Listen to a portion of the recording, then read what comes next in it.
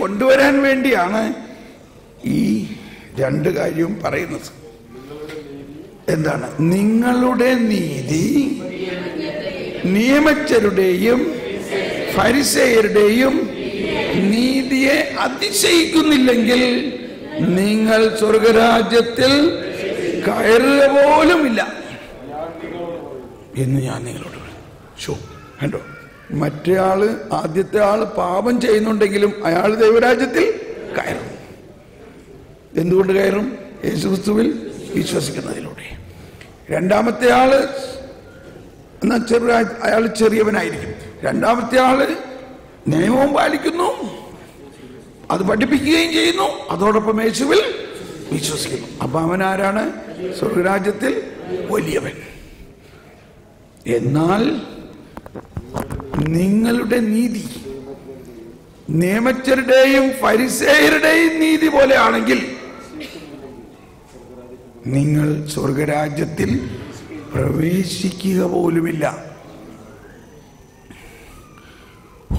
ഇത് വലിയ രഹസ്യമാണ്. അപ്പൊ എന്താണ് ഫരിസേയരുടെ നീതിയുടെയും യേശുവിന്റെ നീതിയും തമ്മിലുള്ള വ്യത്യാസം? ഫരിസേയരും നിയമജ്ഞരും പ്രമാണങ്ങളുടെ അനുഷ്ഠാനം മതി, അതിലൂടെ അവർ നീതീകരിക്കപ്പെടുമെന്ന് വിശ്വസിക്കുന്നു. ഈ 10 പ്രമാണങ്ങളും കൃത്യമായി മോശെ പറഞ്ഞ പോലെ ജീവിച്ചാൽ മതി. അപ്പോഴുള്ള റിസ്ക് അല്ലെങ്കിൽ അപ്പോഴുള്ള കുറവെന്താ? യേശുക്രിസ്തു എന്ത് ചെയ്യണം? പിന്നെ അവർക്ക് യേശുക്രിസ്തുവിനെ കുറിച്ചോ യേശുക്രിസ്തുവിൽ നിന്ന് എന്തെങ്കിലും അവർ പ്രതീക്ഷിക്കുന്നു പോലുമില്ല. മനസ്സിലായോ? അതാണ് പ്രമാണങ്ങളെ മുറുകെ പിടിക്കുമ്പോൾ നമ്മുടെ സ്വന്തം ശക്തിയിൽ ആശ്രയിക്കുന്നു, പരിശുദ്ധാത്മാവിലോ യേശുവിലൂടെ വന്ന രക്ഷയിലോ ആശ്രയിക്കുന്നില്ല. അതുകൊണ്ട് ആ വ്യക്തി ദൈവരാജ്യത്തിൽ പ്രവേശിക്കുകയില്ല.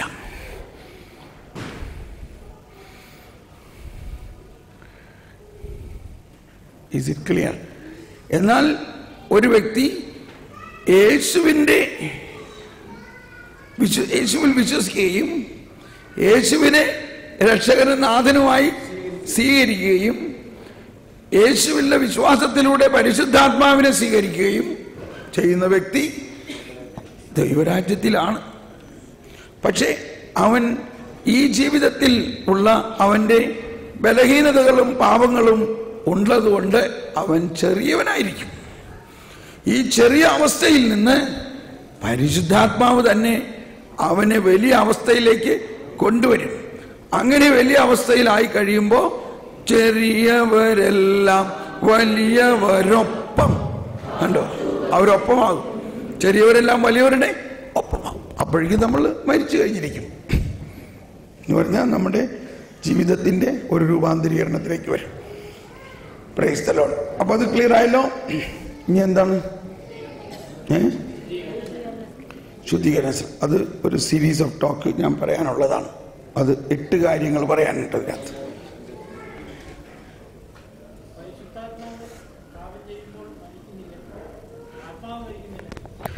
ആത്മാവ് പാപം ചെയ്യുമ്പോൾ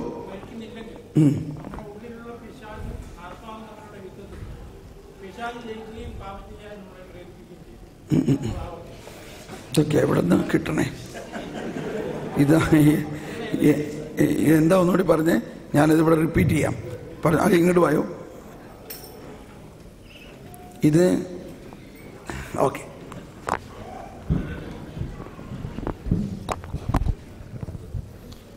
നമ്മൾ പാപം ചെയ്യുമ്പോൾ ആത്മാവ് നമ്മളിൽ മരിക്കുന്നില്ലെങ്കിൽ നമ്മുടെ ഉള്ളിൽ ഉള്ള ആത്മാവും പിശാചും കൂടെ തമ്മിലുള്ള മത്സരത്തിൽ പിശാച് നമ്മളെ പരിശുദ്ധാത്മാവിനെ പരാജയപ്പെടുത്തുകയും നമ്മൾ പാപം വീണ്ടും ചെയ്യുന്നു എന്നുള്ളതാണ്.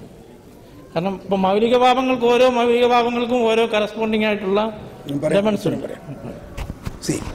ഫസ്റ്റ് ഓഫ് ഓൾ, ഇപ്പൊ നമ്മൾ ആദ്യ ദിവസം തന്നെ ചിന്തിച്ചു, പിശാച് ദൈവത്തിന്റെ ഒരു സൃഷ്ടിയാണ്. ഇത് സമ്മതിക്കുന്നോ? മനസ്സിലായോ? പിശാച് ദൈവത്തിൻ്റെ ഒരു സൃഷ്ടിയാണ്. ദൈവം അറിയാതെ പിശാചിന് ഒന്നും ചെയ്യാൻ പറ്റില്ല. ദൈവം അനുവദിക്കാതെ പിശാചിന് ഒന്നും ചെയ്യാൻ പറ്റില്ല. പിശാചിനെ ദൈവം അനുവദിക്കുന്നുണ്ട്. അത് അനുവദിക്കുന്നത് അതിലുപരി ശക്തി ദൈവത്തിന് ഉള്ളത് കൊണ്ടും അതിൽ നിന്ന് നന്മ ഉണ്ടാക്കാൻ ദൈവത്തിന് കഴിയുമെന്നത് കൊണ്ടാണ്. ഒന്ന്. ഇനി നമ്മൾ പാപം ചെയ്യുമ്പോൾ നമ്മുടെ ആത്മാവ് മരിക്കുന്നില്ലെങ്കിൽ, അങ്ങനെയാണ് പറഞ്ഞത്. ഇവിടെ മനസ്സിലാക്കേണ്ടത്, ഇപ്പൊ നമ്മൾ എന്ന് പറഞ്ഞാൽ ആരാ? നമ്മൾ എന്ന് പറഞ്ഞാൽ പഴയ നിയമത്തിലെ ആളുകളല്ല നമ്മൾ. ഇതാണ് നമ്മളെപ്പോഴും മറന്നു പോകുന്നത്. നമ്മൾ എന്ന് പറഞ്ഞാൽ മാമോദീസായിലൂടെ ദൈവമക്കളാകുകയും, ഇതാ ഒരു വചനം വരുന്നു, 1272 പറയുകയാണ്. 1272 പറയുന്നത്, മാമോദീസ മായ്ക്കാനാകാത്ത ഒരാധ്യാത്മിക മുദ്ര കൊണ്ട് ക്രൈസ്തവനെ അടയാളപ്പെടുത്തുന്നു.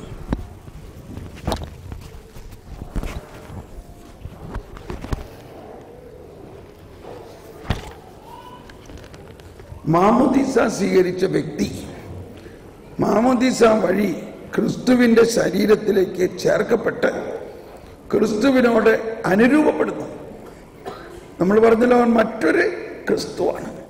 മാമോദീസ മായ്ക്കാനാവാത്ത ഒരാധ്യാത്മിക മുദ്ര. നമ്മൾ കുർബാനയിൽ പറഞ്ഞിട്ടില്ലേ, ജീവന്റെ അടയാളത്താൽ മുദ്ര കുത്തപ്പെട്ടവർ. നമ്മൾ ആരാണ്? ജീവന്റെ അടയാളത്താൽ മുദ്ര കുത്തപ്പെട്ടവരാണ്. ആ മുദ്ര കൊണ്ട് ക്രൈസ്തവനെ അടയാളപ്പെടുത്തുന്നു. ക്രിസ്തുവിന്റെ സ്വന്തമായി തീർന്നതിന്റെ മുദ്രയാണത്. മാമോദീസായുടെ രക്ഷാകര ഫലങ്ങൾ പുറപ്പെടുവിക്കുന്നതിന് പാപം തടയുന്നുവെങ്കിലും, പാപം മാമോദീസായുടെ രക്ഷാകര ഫലങ്ങൾ പുറപ്പെടുവിക്കാൻ തടയാം. എന്നാൽ ഒരു പാപത്തിനും ഈ മുദ്ര മായ്ക്കാൻ സാധ്യമല്ല. ഇപ്പൊ നമ്മൾ ഈശോ പറഞ്ഞത് കേട്ടല്ലോ, എൻ്റെ ആടുകളെ എനിക്കറിയാം, അവർക്ക് ഞാൻ നിത്യജീവൻ കൊടുക്കുന്നു, അവരെ ഇനി എൻ്റെ കയ്യിൽ നിന്ന് ആർക്കും പിടിച്ചെടുക്കാൻ സാധ്യമല്ല. അപ്പോൾ നമ്മൾ എന്ന് പറയുമ്പോൾ മനസ്സിലാക്കേണ്ടത്, പഴയ നിയമത്തിലെ അവസ്ഥയിലുള്ളവരല്ല നമ്മൾ. പുതിയ നിയമത്തിൽ യേശുവിൻ്റെ പീഡാനുഭവത്തിൻ്റെയും മരണത്തിൻ്റെയും യോഗ്യതയിലൂടെ മാമോദീസ സ്വീകരിച്ച് ദൈവമക്കളായിട്ടുള്ളവരാണ് നമ്മൾ. ഈ അവസ്ഥയിൽ നമ്മൾ പാപം ചെയ്താലും ആ പാപത്തിന് നമ്മുടെ ആത്മാവിനെ നിർവീര്യമാക്കാൻ സാധ്യമല്ല. കാരണം നമ്മൾ അതിനേക്കാൾ വലിയ ഒരു കൃപ നിറഞ്ഞിരിക്കുന്നു. പക്ഷെ നമ്മുടെ ശരീരം പാപത്തിലേക്ക് വീണ്ടും നമ്മളെ നയിക്കാം. വചനം വരുന്നു, റോമാക്കാർക്ക് ലേഖനം 8-ാം അധ്യായം 10-ാമത്തെ വചനം. റോമർ 8:10 പറയുന്നത്, ഇല്ല, അതിനു മുമ്പ്, നിങ്ങളുടെ ശരീരം പാപം മൂലം മൃതമാണെങ്കിലും, മനസ്സിലായി, ക്രിസ്തു നിങ്ങളിലുണ്ടെങ്കിൽ നിങ്ങളുടെ ആത്മാവ് നീതി നിമിത്തം ജീവനുള്ളതായിരിക്കും. ഒന്നെല്ലാവരും കരമുയർത്തിയേറ്റ് പറഞ്ഞ്,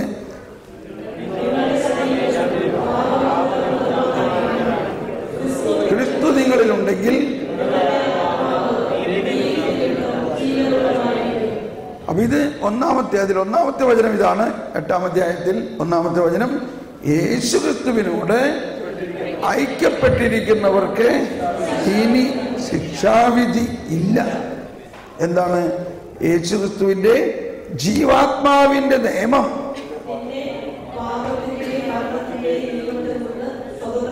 സ്വതന്ത്രമാക്കിയിരിക്കുന്നു. എന്നിട്ട് 11-ാമത്തെ വചനത്തിൽ പറയുന്നത്, യേശുവിനെ മരിച്ചവരിൽ നിന്നും ഉയർപ്പിച്ചവന്റെ ആത്മാവ് നിങ്ങളിൽ വസിക്കുന്നുണ്ടെങ്കിൽ, യേശു ക്രിസ്തുവിനെ ഉയർപ്പിച്ചവൻ നിങ്ങളുടെ മർത്യ ശരീരങ്ങൾക്ക് നിങ്ങളുടെ മർത്യ ശരീരങ്ങൾക്ക് നിങ്ങളിൽ വസിക്കുന്ന ആത്മാവിലൂടെ പുതുജീവൻ നൽകും. അപ്പോൾ നമ്മൾ പാപികളാണെങ്കിലും ദൈവമക്കളാണ്. ആ ദൈവമക്കൾ എന്നുള്ള അവസ്ഥ മാറുന്നില്ല. ഈശോ ആ തളർവാദ രോഗിയോട് പറഞ്ഞു, 4 പേര് കൂടി ഒരു തളർവാദ രോഗിയെ താഴോട്ടിറക്കി. ഈശോ അവനോട് എന്ത് പറഞ്ഞു? അതാ, നിന്റെ പാപം ക്ഷമിച്ചിരിക്കുന്നു എന്നെല്ലാം പറയുന്നതിന് മുമ്പ് പറഞ്ഞത് ഇതാണ്, മകനേ. എന്ത് പറഞ്ഞു? മകനേ. അപ്പൊ ആദ്യമായിട്ട് അവൻ ആരാ? മകനാണ്. ഈ ഒരു ഘടകം നമ്മൾ അങ്ങ് ഉൾക്കൊള്ളും. നമ്മൾ മകനാണ്. എങ്ങനെ മകനായിരിക്കുന്നു? ഈ ത്രിത്വൈക ദൈവം നമ്മളിൽ കൂടാരമടിച്ചിരിക്കുന്നു, നമ്മളെ രക്ഷിച്ചിരിക്കുന്നു.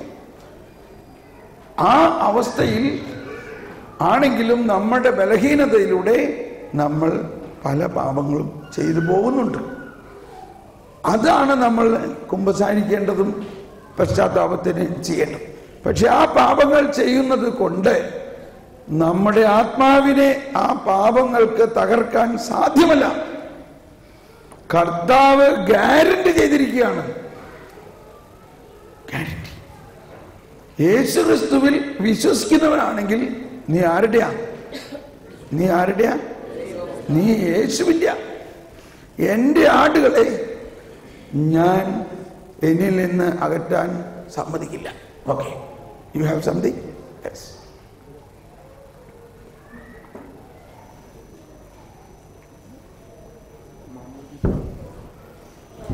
മാമോദീസ സ്വീകരിക്കാതെ യേശുക്രിസ്തുവിനെ അറിയാതെ മരണപ്പെട്ടു പോയിട്ടുള്ള അക്രൈസ്തവരായിട്ടുള്ള ആൾക്കാരുടെ അവസ്ഥ എന്തായിരിക്കും? പറയാം. ഇപ്പോൾ ഈശോയുടെ കൂടെ മരിച്ച നല്ല കള്ളൻ മാമോദീസ മുങ്ങിയിരുന്നോ? ഇല്ല. ഈശോ അവനോട് പറഞ്ഞു, ഇന്ന് നീ എൻ്റെ കൂടെ പ്രാർത്ഥിച്ചില്ല. അപ്പോ ഈശോ പ്രത്യേകം പറയുന്നുണ്ട്, മാമോദീസ സ്വീകരിക്കണമെന്ന് പറയുന്നുണ്ട് വിശ്വസിക്കുന്നവർ. എന്നാൽ അതേ സമയത്ത് ഈശോ പറഞ്ഞിട്ടുണ്ട്, കാറ്റ് അതിന് ഇഷ്ടമുള്ളിടത്ത്. അപ്പോ താങ്ക് യു. അപ്പോൾ നമ്മളുടെ കൂട്ടത്തിൽ തന്നെ ഒരുപാട് പേര് കാണാം മാമോദീസ സ്വീകരിക്കാൻ പറ്റുന്നില്ല അവർക്ക്. ഇനി അതും പോട്ടെ, അവർ യേശുക്രിസ്തുവിനെ കുറിച്ച് കേട്ടിട്ടേ ഇല്ല. അങ്ങനെയുള്ളവരോ? ഇവിടെയാണ് നമ്മുടെ വലിയ ഒരു മധ്യസ്ഥതയുടെ ശക്തി എന്ന് പറയുന്നത്. ഇപ്പൊ തളർവാദ രോഗി തളർവാദമാണ്, അവന് ബുദ്ധിയില്ല, ബോധ്യമില്ല, അവന്റെ നാടി ഞരമ്പുകളെല്ലാം ഫ്രീസായിട്ട് കിടക്കാം. പക്ഷേ 4 പേര് അവര് വിശ്വസിക്കുന്നത് കൊണ്ട് എങ്ങനെയെങ്കിലും ഇവന് ഈശോന്റെ അടുത്തുനിന്ന് കൊണ്ടുവന്നാൽ മതി. ഭയങ്കര രസം. അതിൻ്റെ എപ്പിസോഡ് ഉണ്ട് കേട്ടോ. അവർ ചുമന്നുകൊണ്ട് മരുഭൂമിയിലൂടെ നടന്നു വന്നപ്പോൾ എന്തോ നിറച്ച ആളുകൾ. അവർ വിചാരിച്ചോ എന്നാ ശരി നമുക്ക് മടക്കി പോകാമെന്ന് വിചാരിച്ചോ? ഇല്ലില്ല, ഇവൻ എങ്ങനെയായാലും കർത്താവിൻ്റെ അടുത്ത് കൊണ്ടുവന്നതിൻ്റെ കാര്യം എന്ത് ചെയ്യും? കൂര പൊളിച്ചു കളയാം. വല്ലവരുടെ വീടിൻ്റെ കൂര. പിന്നെ അല്ലാണ്ട് കൂരയാണോ വലുത്? ഈ ആത്മാവാണോ വലുത്? അവര് മുകളിൽ കയറി പിക്കാക്സും ഇതൊക്കെ എടുത്തുകൊണ്ട് കൂര പൊളിച്ചു. ഇതിങ്ങനെ പൊളിഞ്ഞ് വീണണ്ടപ്പോൾ കർത്താവ് ഇങ്ങനെ നോക്കി, ഇതെന്താ സംഭവിക്കണേ? അപ്പോൾ കർത്താവ് കാണുന്നത് ബൾബ് തെളിഞ്ഞിരിക്കണമാതിരി 4 പേരുടെ കണ്ണുകൾ. ആ കണ്ണുകളിൽ കർത്താവ് വിശ്വാസം കാണുകയാണ്. കർത്താവ് അവരുടെ വിശ്വാസം കണ്ടിട്ട് ഇവൻ ഈ തളർവാദ രോഗിയോട് പറഞ്ഞു, നിന്റെ. അപ്പോൾ നമ്മൾ ഈ കൊച്ചു തെരേസയുടെ ഇത് കണ്ടില്ലേ? ഒരു പെൺകുട്ടി, 14 വയസ്സുള്ള ഒരു പെൺകുട്ടി വിശ്വസിച്ച് പ്രാർത്ഥിച്ചപ്പോൾ ഒരു പാപിക്ക് മോചനം കിട്ടി. ഇത്തരത്തിലുള്ള അതാണ് നമ്മൾ ഈ നാട്ടിൽ ചെയ്യാനുള്ള കാര്യം.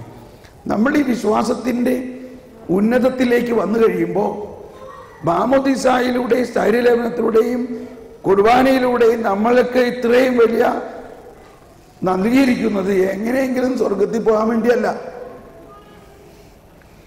സ്വർഗത്തിൽ പോകാനാണെങ്കിൽ നല്ല കള്ളനും സ്വർഗത്തിൽ പോയില്ലേ?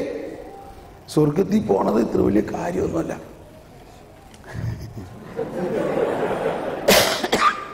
പറയും അതല്ല ക്രിസ്ത്യാനിയുടെ വിളി. അതൊരു ഭാഗമാണ്. നമ്മൾ ഇവിടെ ആയിരിക്കുമ്പോൾ ക്രിസ്തുവിനേക്കാൾ വലിയ കാര്യങ്ങൾ ചെയ്യാനുള്ള വിളിയാണ്. ഇവിടെ ഒരു ചെറിയ ചിന്ത കേട്ടോ. ഇതൊക്കെ നിങ്ങൾ ചിലവർക്കൊന്നും മനസ്സിലാവില്ലായിരിക്കും, ഡോണ്ട് വറി. എന്നാലും അതിൻ്റെ മൂലയ്ക്ക് ഇരിക്കട്ടെ. പിന്നെ എപ്പോഴെങ്കിലും സ്വപ്നത്തിൽ ആഹാ ഇതാണല്ലേ അതിൻ്റെ അർത്ഥം. ഇപ്പോൾ പെട്ടെന്ന് പറയാം, അത് പറയുന്നതിന് മുമ്പ് ഒരു വചനം എടുക്കാം. മർക്കോസിന്റെ സുവിശേഷത്തിൽ 4-ാം അധ്യായത്തിൽ 10 മുതലുള്ള വചനം വായിക്കാം. മർക്കോസിന്റെ സുവിശേഷത്തിൽ 4-ാം അധ്യായത്തിൽ 10 മുതലുള്ള വചനം പറയുന്നത്, ഇത് ഈശോ ഉപമയെക്കുറിച്ച് വിശദീകരിക്കുകയാണ്. ആ വെതക്കാരന്റെ ഉപമ പറഞ്ഞതിന് ശേഷമുള്ള ഭാഗമാണിത്.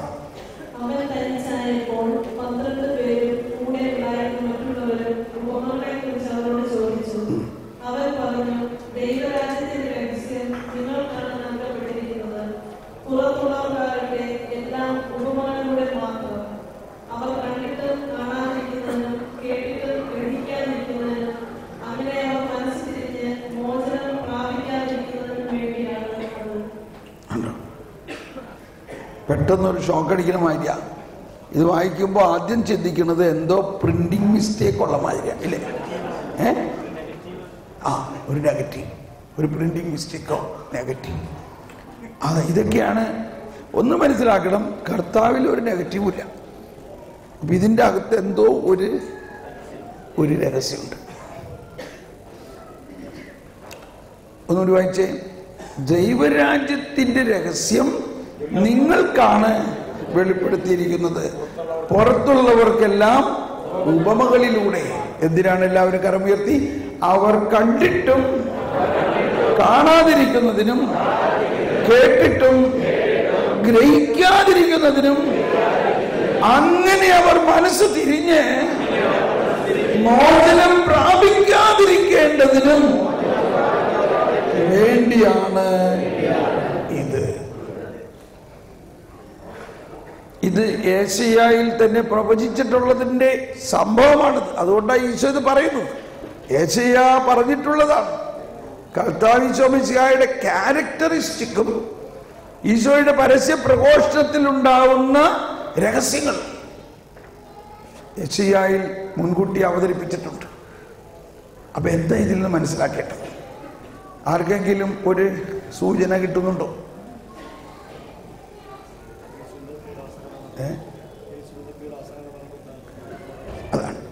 അതായത് ഇങ്ങനെ മനസ്സിലാക്കാം, യേശുവിൻ്റെ യേശു എല്ലാവരുടെയും രക്ഷയ്ക്കായിട്ടാണ് വന്നത്. ഓൾറൈറ്റ്. പക്ഷെ ഈ രക്ഷ എങ്ങനെയാണ് എല്ലാവർക്കും കിട്ടുക? അവർ യേശുവിൽ വിശ്വസിക്കുന്നത് കൊണ്ട് മാത്രമാണോ? യേശുവിനെ കണ്ടത് കൊണ്ടാണോ? യേശുവിൻ്റെ വചനം കേട്ടത് കൊണ്ടാണോ? ഏറ്റവും പ്രധാനമായിട്ട് ഈ രക്ഷ അവർക്ക് ലഭിക്കുന്നത് യേശു പീഡ സഹിച്ച് മനുഷ്യന്റെ പാപങ്ങൾ ഏറ്റെടുത്ത് അതിനെ പരിഹാരം ചെയ്ത് കഴിയുമ്പോഴേ ഈ രക്ഷ അവർക്ക് കിട്ടിയുള്ളൂ. അതിനുള്ള സമയം ആയിട്ടില്ല. അതിനാ സമയമാകുമ്പോഴേ ആവുള്ളൂ. പക്ഷെ അതിനു മുൻപ് ഈ വചനം ഒരു വിസ്മയനീയമായ രീതിയിൽ വിത്തായിട്ട് വിതയ്ക്കുകയാണ്. അതവിടെ കിടക്കും, പിന്നീട് അത് മുളച്ചു വരണം. അപ്പോൾ ഇപ്പോ അവർ ഈ വചനം പ്രഘോഷിക്കുന്ന യേശു അവരുടെ പാപമോചനത്തിന് വന്ന രക്ഷകനാണെന്ന് ഇപ്പോ അറിയരുത്. ഇപ്പൊ അറിയരുത്.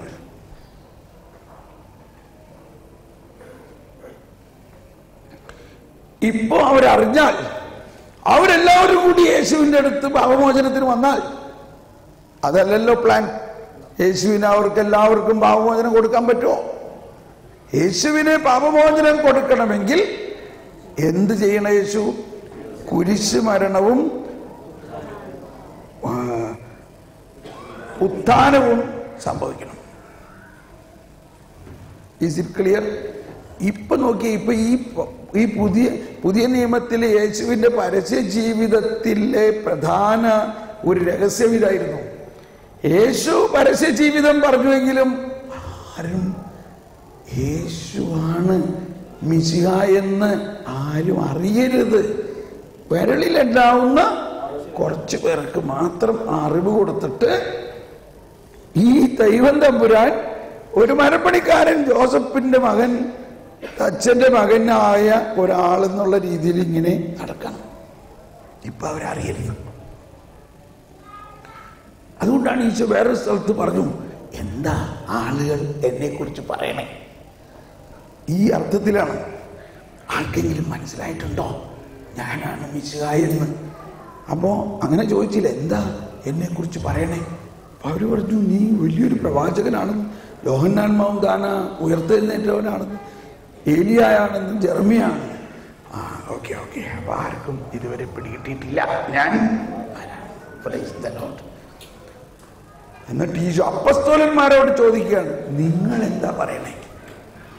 അപ്പോ അവര് പറഞ്ഞു, അല്ലെങ്കിൽ പത്രോസ് മാത്രം എഴുന്നേറ്റെന്ന് പറഞ്ഞു, നീ ജീവിക്കുന്ന ദൈവത്തിന്റെ പുത്രനായ മിശിഹായ. ഉടനെ ഈശോ പറഞ്ഞു, പത്രോസേ, ഇത് നീ അല്ല പറയണേ, നിന്റെ വിളി, മാർപ്പാപ്പയാകാനുള്ള വിളി ഉള്ളത് കൊണ്ട് എന്റെ സ്വർഗസ്ഥനായ പിതാവ് നിനക്ക് ഇപ്പോൾ ഇത് വെളിപ്പെടുത്തി തരുന്നതാണ്.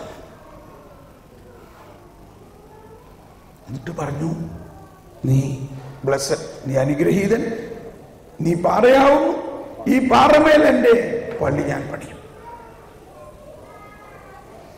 അതിനുശേഷം പറഞ്ഞു, നിങ്ങൾ ഇതാരോടും പറയരുത്. കേട്ടോ, എനിക്ക് ജെറുസലേമിലേക്ക് പോകണം, അവിടെ പ്രധാന പുരോഹിതന്മാരും പ്രീശന്മാരും നിയമജ്ഞരും എന്നെ പീഡിപ്പിക്കുകയും വിജാതിയർക്ക് ഏൽപ്പിച്ചു കൊടുക്കുകയും എന്നെ പ്രഹരിക്കുകയും കാർപ്പിച്ച് തുപ്പുകയും കുരിശിൽ തറയ്ക്കുകയും കൊല്ലുകയും ചെയ്യും. എന്നാൽ 3-ാം ദിവസം ഞാൻ ഉയർത്തെഴുന്നേൽക്കും. ഇത് കേട്ടതോടെ സ്നേഹം നിറഞ്ഞ പത്രോസ് പറയാണ്, അയ്യോ, അങ്ങനെയാണെങ്കിൽ നീ പോകണ്ട അവിടേക്ക്. സ്നേഹം കൊണ്ടല്ലേ. പക്ഷേ ഉടനെ കർത്താവ് പറയാണ്, സാത്താനെ, എൻ്റെ പിന്നാലെ പോവുക, നീ എൻ്റെ മുന്നിൽ നിൽക്കണ്ട. നിന്റെ ചിന്തകൾ മാനുഷികമാണ്, നീ ദൈവികമായല്ല ചിന്തിക്കുന്നത്, നീ എനിക്ക് ഒരു ഒബ്സ്ട്രക്ഷനാണ്. അപ്പോ ഈ സാഹചര്യത്തിൽ നിരവധി പേര് യേശുവാണ് മിശിഹാ എന്ന് അറിഞ്ഞിരുന്നെങ്കിൽ അവരെല്ലാവരും ഒരു ഒബ്സ്ട്രക്ഷൻ സൃഷ്ടിച്ചേനെ. ഇനി നേരത്തെ പറഞ്ഞതിൻ്റെ അർത്ഥം പറയാം. വേറൊരു കാര്യത്തിലേക്ക് വരികയാണ്. ഈ പശ്ചാത്തലത്തിലാണ് നമ്മൾ മനസ്സിലാവേണ്ടത്. ഈശോ പറഞ്ഞു, എന്നിൽ വിശ്വസിക്കുന്നവൻ ഞാൻ ചെയ്ത പ്രവൃത്തികളും അവയേക്കാൾ വലിയവയും ചെയ്യും. അപ്പൊ ആദ്യമൊക്കെ ഞാൻ പറഞ്ഞിരുന്നത് ഈ അത്ഭുതങ്ങളും രോഗശാന്തികളും ഇതൊക്കെ നമ്മൾ ചെയ്യും. യേശു ചെയ്തത്, ഈശോ ചെയ്തതിനേക്കാളും വലുത് ചെയ്യും. ഒന്ന് കൈവീശി കാണിച്ചേ.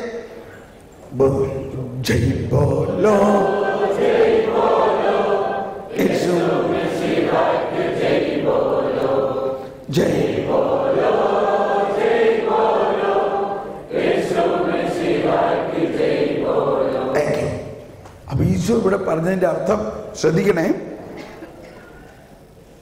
ഈശോയിൽ വിശ്വസിക്കുന്നവർ ഈശോ ചെയ്ത പ്രവൃത്തികൾ എല്ലാം തന്നെ ചെയ്യും, അവയേക്കാൾ വലിയവയും ചെയ്യും. അപ്പൊ ഈശോ ഇവിടെ പരസ്യ ജീവിതത്തിൽ ചെയ്ത പ്രവൃത്തികൾ ഒരു ഭാഗം അത് ചെയ്യും. ഇനി ഈശോ പരസ്യ ജീവിതം കഴിഞ്ഞ് ഇപ്പൊ ദൈവരാജ്യത്തിന്റെ പൂർണ്ണമായ പ്രഘോഷണമായിട്ടില്ല. അതെപ്പോഴാകുള്ളൂ? അത് യേശുവിന്റെ ഉത്ഥാനത്തിന് ശേഷമേ ആകുള്ളൂ. പക്ഷെ യേശുവിന്റെ ഉത്ഥാനത്തിന് ശേഷം യേശു ഇവിടെ പ്രസംഗിക്കാനുണ്ടാവില്ല. യേശുവിന്റെ ഉത്ഥാനത്തിന് ശേഷം യേശു സ്വർഗത്തിലേക്ക് പോകും. പിന്നെ ആരാ ഇവിടെ പ്രസംഗിക്കുക? നിങ്ങളാണ് പ്രസംഗിക്കുക. അതാണ് വിശ്വാസിയുടെ ദൗത്യം. അപ്പൊ നമ്മൾ എങ്ങനെയെങ്കിലും സ്വർഗരാജ്യത്തിൽ പോകാൻ വേണ്ടി അല്ല ക്രിസ്ത്യാനി. യേശു ചെയ്ത ആ ദൗത്യവും അതിനേക്കാൾ വലിയ കാര്യം. അപ്പൊ അവിടെയാണ് യേശു മനുഷ്യന്റെ രക്ഷയ്ക്ക് വേണ്ടി തന്റെ രക്തം കൊടുത്തു. അതും നിങ്ങൾ ചെയ്യും. അതാണ് രക്തസാക്ഷിത്വം. അതുകൊണ്ടാണ് പലയിടത്തും ഒരുപാട് രക്തസാക്ഷികൾ ഉണ്ടാവുന്നത്. ഈ അപ്പസ്തോലന്മാരെല്ലാം അവരെങ്ങനെ മരിച്ചു എന്നുള്ള കാര്യം എഴുതിയിട്ടില്ലല്ലോ. അതവർക്ക് എഴുതാൻ പറ്റില്ലല്ലോ. ഇതൊക്കെ നമ്മൾ പഠിക്കണം. ഈ മത്തായിയെ അവരൊരു സ്റ്റാക്കിൽ കെട്ടി മരം ചേർത്ത് വെച്ച് തീ കൊട്ടു. ആ തീ പടർന്നു ചെന്ന് ആ ഗവർണറെ അല്ലെങ്കിൽ അവിടെ ഉണ്ടായിരുന്ന ഐഡിയൽസിനെ കത്തിച്ചു. അപ്പോഴാണ് അവർക്ക് മാനസാന്തരം ഉണ്ടായതും അവസാനം ആ ഗവർണർ ആ പള്ളി വെച്ച് അവിടെ ഒരു പള്ളി പണിത് അവിടെ മത്തായി എന്നുള്ള പേര് സ്വീകരിച്ച് മാമോദിസ വന്നു. മർക്കോസിനെ കുതിരവാലിൽ കെട്ടി അലക്സാൻഡ്രിയ മുഴുവനും 2 ദിവസം വലിച്ചഴച്ചു. കഷ്ണം കഷ്ണമായിട്ട് മാംസം മുഴുവനും വീണു, രക്തം മുഴുവനും പട്ടണത്തിൽ നിറഞ്ഞു. അങ്ങനെയാണ് മർക്കോസ് ഭരിച്ചത്. അപ്പൊ ഇങ്ങനെ ഓരോരുത്തരും, അതാണ് നിങ്ങൾ ഞാൻ ചെയ്തതിലും വലിയ കാര്യങ്ങൾ ചെയ്യുന്നെല്ലാം പറയുന്നത്. അപ്പൊ അങ്ങനെ നമ്മൾ ചെയ്യുന്നതിലൂടെ യേശുവിനെ അറിയാത്തവർ, യേശുവിൽ വിശ്വസിക്കാത്തവരിലേക്ക് യേശുവിൻ്റെ പ്രസരണം ഉണ്ടാകും. അങ്ങനെയാണ് നമ്മൾ ഈ നാട്ടിൽ അനേകം ആത്മാക്കളിലേക്ക് ദൈവരാജ്യം പടർത്തേണ്ടത്. ഒന്ന് എഴുന്നേറ്റ് നിന്ന് ഒന്ന് സ്തുതിക്കാം. അല്ലെങ്കിൽ എഴുന്നേറ്റ് നിന്നൊന്ന് സ്തുതിക്കുക. യേശുവേ സ്തോത്രം, യേശുവേ നന്ദി.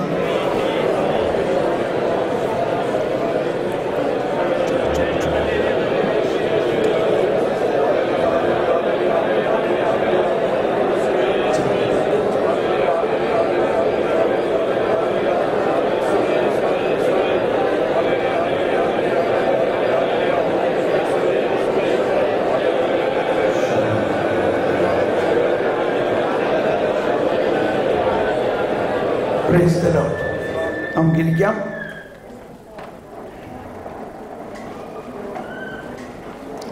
ഇനി നമ്മൾ 2 പ്രധാന കാര്യങ്ങളാണ് പഠിക്കാൻ പോകുന്നത്. ഒന്ന്,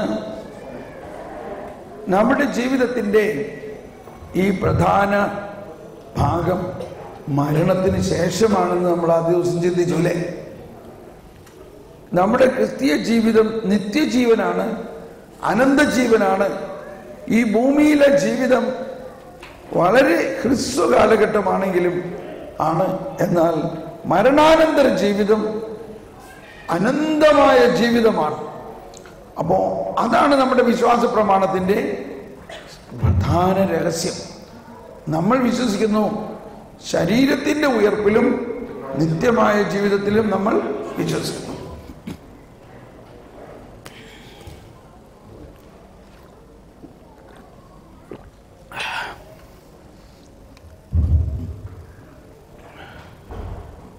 എട്ട് കാര്യങ്ങളാണ് ഇതിൽ നമ്മൾ പഠിക്കാനുള്ളത്. 8 കാര്യങ്ങൾ. ശുദ്ധീകരണ സ്ഥലം മാത്രം പോരാ. 8 കാര്യങ്ങളിൽ ഇങ്ങനെയാണ്. ആദ്യം നമ്മൾ പഠിക്കേണ്ടത് എന്താണ് ശരീരത്തിന്റെ ഉയർപ്പ്. ശരീരത്തിന്റെ ഉയർപ്പ് എന്താണ്? മരണം എന്നാൽ എന്താണ്? മരണത്തിൽ എന്ത് സംഭവിക്കുന്നു? 3, മരിക്കുമ്പോൾ തന്നെയുള്ള തനത് വിധി, പർട്ടിക്കുലർ ജഡ്ജ്മെന്റ്. തനത് വിധി എന്നാൽ എന്താണ്? 4, സ്വർഗം എന്നാൽ എന്താണ്? സ്വർഗം. 5, ശുദ്ധീകരണ സ്ഥലം എന്നാൽ എന്താണ്? 6, നരകം എന്നാൽ എന്താണ്? 7, പൊതുവിധി. പൊതുവിധി, ഫൈനൽ ജഡ്ജ്മെന്റ്. 8, പുതിയ ആകാശം, പുതിയ ഭൂമി. ഇതിലുള്ള ഊഹാപോഹങ്ങളും അന്ധവിശ്വാസങ്ങളും മാറി ഒരു ക്ലാരിറ്റി കിട്ടിക്കഴിയുമ്പോൾ തന്നെ നമുക്ക് ഭയങ്കര ശക്തിയായിരിക്കും. നമ്മുടെ വിശ്വാസത്തിൻ്റെ കരുത്ത് നമുക്ക് മനസ്സിലാവും. വിശ്വാസം എന്നത് ദൈവത്തിൻ്റെ ദാനമാണ്. എന്നാൽ ആ ദാനമാണെങ്കിലും ആ ദാനം എന്ന പെട്ടിയുടെ അകത്ത് എന്തെല്ലാം ഉണ്ട് എന്നുള്ളത് നമ്മൾ പഠിക്കണം, മനസ്സിലാക്കണം. നമുക്ക് ബർത്ത്ഡേക്ക് ഒരു ഗിഫ്റ്റ് കിട്ടി. അന്ന് പാർട്ടിയെല്ലാം കഴിഞ്ഞപ്പോൾ രാത്രി 12 മണിയായി. അത് തുറന്നു നോക്കാൻ നമുക്ക് സമയം കിട്ടിയില്ല. പിറ്റേ ദിവസം രാവിലെ ഓടി ഡ്യൂട്ടിക്ക് പോയി. അന്ന് ഡ്യൂട്ടി കഴിഞ്ഞിട്ട് നോക്കാമെന്ന് വിചാരിച്ച് ഡ്യൂട്ടി കഴിഞ്ഞപ്പോഴേക്കും കൂടുതൽ ക്ഷീണമായി കിടന്നുറങ്ങി. പിന്നെ ഇനി ഒരു വീക്കെൻഡിൽ നോക്കിയപ്പോഴേക്കും അന്ന് വേറെ പരിപാടികളായി. എന്തിനു പറയണു, ബർത്ത്ഡേക്ക് കിട്ടിയ ഗിഫ്റ്റ് തുറന്നു നോക്കാൻ പോലും സമയം കിട്ടാറില്ല നമുക്ക്, ഇല്ലേ? എന്ന പോലെ വിശ്വാസത്തിൻ്റെ ദാനം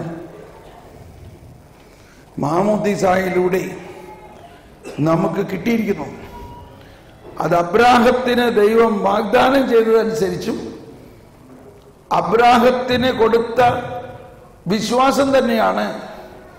അബ്രാഹത്തിന് ആ വിശ്വാസം ദാനമായി കൊടുത്തപ്പോൾ അബ്രാഹത്തിന് വേണ്ടി മാത്രമല്ല അത് കൊടുത്തിട്ടുള്ളത്, അബ്രാഹത്തിലൂടെ വരാതിരിക്കുന്ന ഒരു സന്തതി പരമ്പരയ്ക്ക് മുഴുവനും ഇത് കിട്ടാൻ വേണ്ടിയാണ് കൊടുത്തിട്ടുള്ളത്. അപ്പൊ നമ്മൾ ഫോക്കസ് ചെയ്യേണ്ടത് അബ്രാഹത്തോട് ദൈവം ചെയ്ത വാഗ്ദാനം അനുസരിച്ചിട്ടാണ് ക്രിസ്തു വന്നിരിക്കുന്നത്. ആ വാഗ്ദാനമാണ് യേശു ക്രിസ്തുവിലൂടെ നമുക്ക് ലഭിച്ചിരിക്കുന്ന രക്ഷ. അത് നമ്മുടെ പ്രവർത്തനത്തിന്റെ ഫലമല്ല. ആ വാഗ്ദാനമനുസരിച്ചുള്ള രക്ഷകൻ വരുന്നത് വരെ ഒരു എമർജൻസി ഡിക്ലെയർ ചെയ്തിരിക്കുകയാണ്. അതാണ് മോശയിലൂടെ വന്ന നിയമങ്ങൾ. അതായത് യേശു വരുന്നത് വരെ ഈ നിയമം നിങ്ങളെ പാലകൻ ആയിരിക്കും. വാഗ്ദാനമനുസരിച്ചുള്ള രക്ഷകൻ വന്നു കഴിയുമ്പോൾ പിന്നെ ഈ പാലകന്റെ ആവശ്യമില്ല. ഷോക്കടിച്ചമായി തോന്നണില്ലേ? ഇതൊക്കെ ആരും പറഞ്ഞ് കേട്ടിട്ടില്ലല്ലോ. ഇതേത് വചനത്തിലാണത്?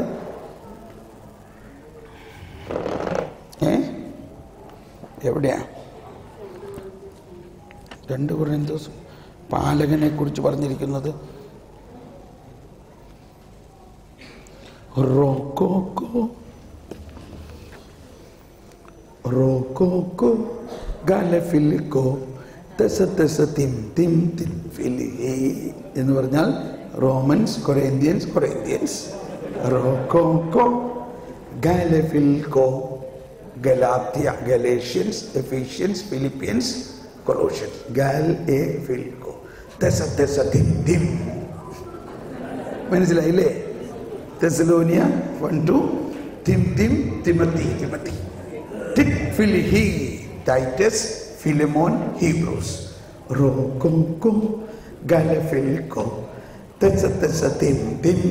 ഫിലിഹി. ഓക്കെ,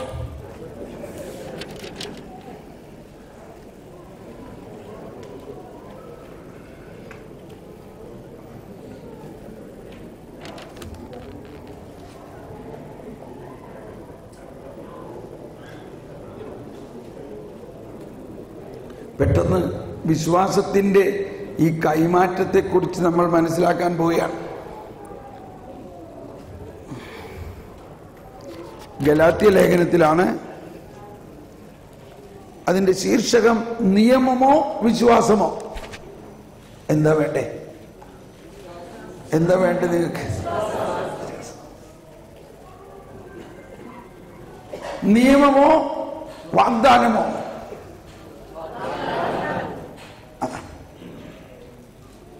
മാതാവിന്റെ സ്തോത്രഗീതത്തിന്റെ അവസാനവും സക്കറിയായുടെ ഗീതത്തിന്റെ അവസാനവും പറയുന്നുണ്ട്.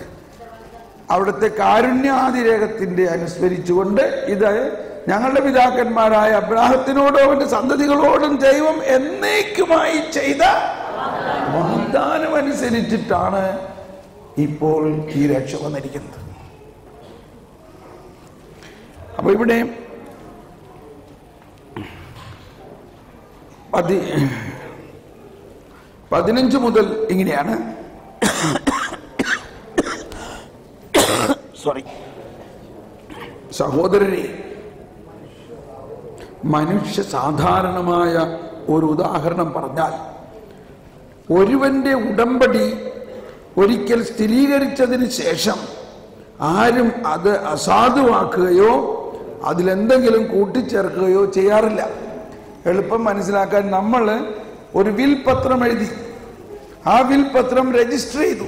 ഓക്കെ, ഇനി അതിൽ നിന്ന് എന്തെങ്കിലും മാറ്റാൻ പറ്റുമോ? പറ്റില്ല. എന്നാൽ ഈ വിൽപത്രം എഴുതിയ ആള് മരിച്ചു കഴിയുമ്പോൾ ആ വിൽപത്രം അനുസരിച്ച് പ്രാവർത്തികമാവുന്നു, ഇല്ലേ? എന്ന പോലെയുള്ള ഒരു ടെസ്റ്റ്മെന്റ്, ഒരു ഉടമ്പടിയാണ് അബ്രാഹത്തിനോട് ദൈവം നൽകിയ വാഗ്ദാനം. ആ ഉടമ്പടിയുടെ അചഞ്ചലത ഒരു ശബദത്താൽ ദൈവം മുദ്ര കുത്തിയിരിക്കുന്നു. ദൈവത്തിന് അതിൽ നിന്ന് തിരിച്ചെടുക്കാൻ പറ്റാത്ത മാതിരി ആക്കിയിരിക്കുന്നു. അതാണ് ശബദം. അപ്പോൾ മനുഷ്യ സാധാരണമായ ഒരു ഉദാഹരണം പറഞ്ഞാൽ, ഇത് ഇത്തിരി ബുദ്ധിമുട്ടാണ് കേട്ടോ. പക്ഷേ എങ്കിലും കുറെ പേർക്ക് ഇത് മനസ്സിലാവും. മനസ്സിലാകാത്തവർ ഇവരെ പ്രതി ക്ഷമിക്കുക. നമ്മൾ ഇവിടെ കർത്താവ് പറഞ്ഞില്ലേ, പുളിപ്പ് ആണ് നമ്മൾ. പുളിപ്പ് നമ്മൾ ഉണ്ടായാൽ ബാക്കിയുള്ളവരെ അത് പുളിപ്പിക്കും. അപ്പോൾ മനസ്സിലാകാത്തവർ ഇച്ചിരി നേരം ക്ഷമിക്കുക, എന്നിട്ട് നമ്മൾ കുറച്ചും കൂടി എളുപ്പം മനസ്സിലാകുന്ന കാര്യത്തിലേക്ക് പോകാം. പക്ഷെ ഇത് വളരെ പ്രസക്തമായൊരു കാര്യമാണ് സഹോദരരെ. ഓക്കെ, ഒരു ഉദാഹരണം പറഞ്ഞത്, ഒരുവന്റെ ഉടമ്പടി ഒരിക്കൽ സ്ഥിരീകരിച്ചതിന് ശേഷം ആരും അത് അസാധുവാക്കുകയോ അതിലെന്തെങ്കിലും കൂട്ടിച്ചേർക്കുകയോ